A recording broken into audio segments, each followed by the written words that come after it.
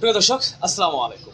এই ভিডিওটার কথা অবশ্যই আপনাদের মনে আছে, তারপরেও আপনাদের আবার মনে করিয়ে দেওয়ার জন্য পুনরায় ভিডিওটি দেখার অনুরোধ করছি। আগে ভিডিওটা একটু দেখেন। ভালো আছো? তোমার আজকে বিয়ে? পড়াশোনা করো? কোন ক্লাসে পড়ো? ক্লাস 4 পড়ো। এই বিয়ে কি তোমার মা বাবা দিতেছে? না, আমি রাজি আছি। তুমি রাজি আছো?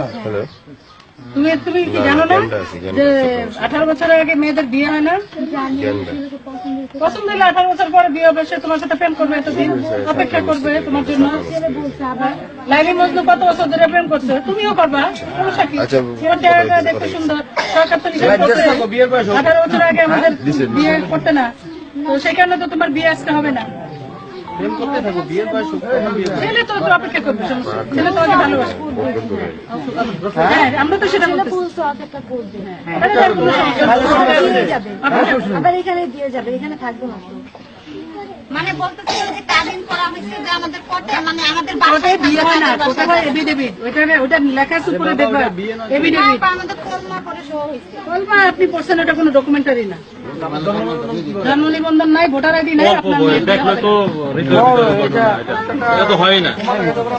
না না, 6 বছর আগে আপনার 1 বছরের জেল দেখলে হবে। তাহলে ওনার জেল দিয়ে দেবে। তো যাই হোক, ভিডিওটা আপনারা দেখলেন। এটা হচ্ছে আপনার 2019 সালে ঢাকা সাভারের ঘটনা। পাত্রী নিজে যেই জায়গায় বলতেছে যে আমি বিয়েতে রাজি, আমি বিয়ে বন্ধনে আবদ্ধ হতে রাজি আছি, সেখানে ম্যাজিস্ট্রেট পাত্রীকে উপদেশ দিচ্ছে এই বয়সে তুমি কেন বিয়ে করবে, বরংস তুমি প্রেম করতে পারো। লাইলি মজলুর উদাহরণ দিয়ে উনি বলেছিলেন।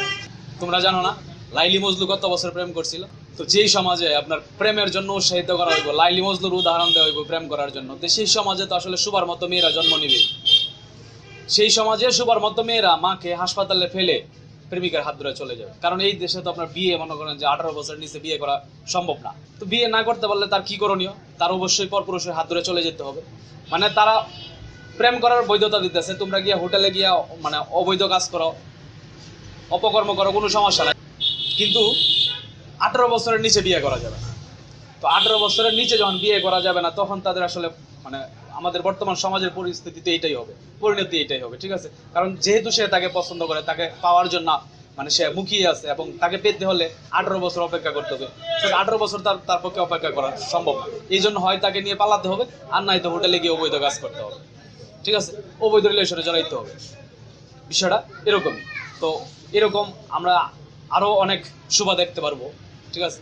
যারা আপনার এই মাকে বাবাকে হাসপাতালে রেখে প্রেমিকের হাত ধরে পালিয়ে যাবে। কারণ রাষ্ট্র তাদেরকে আপনার বলে দিচ্ছে যে তোমরা বিয়ে করতে পারবে না 18 বছর আগে, কিন্তু তোমরা প্রেম করতে পারবা, অবৈধ কাজ করতে পারবা, অবৈধভাবে তোমরা সবকিছু করতে পারবা, মিলেমিশা করতে পারবা, পালায়াও যেতে পারবা অবৈধভাবে, কোনো সমস্যা নাই, ঠিক আছে? কিন্তু বিয়ে করা যাবে। তো রাষ্ট্রের কথা তো আসলে মানতেই হবে, কিছুই করার নাই। তো তারা রাষ্ট্রের কথা মেনেই কিন্তু এই কাজটা করছে। এখানে আসলে তাদেরকে দোষ দিয়ে লাভ নাই।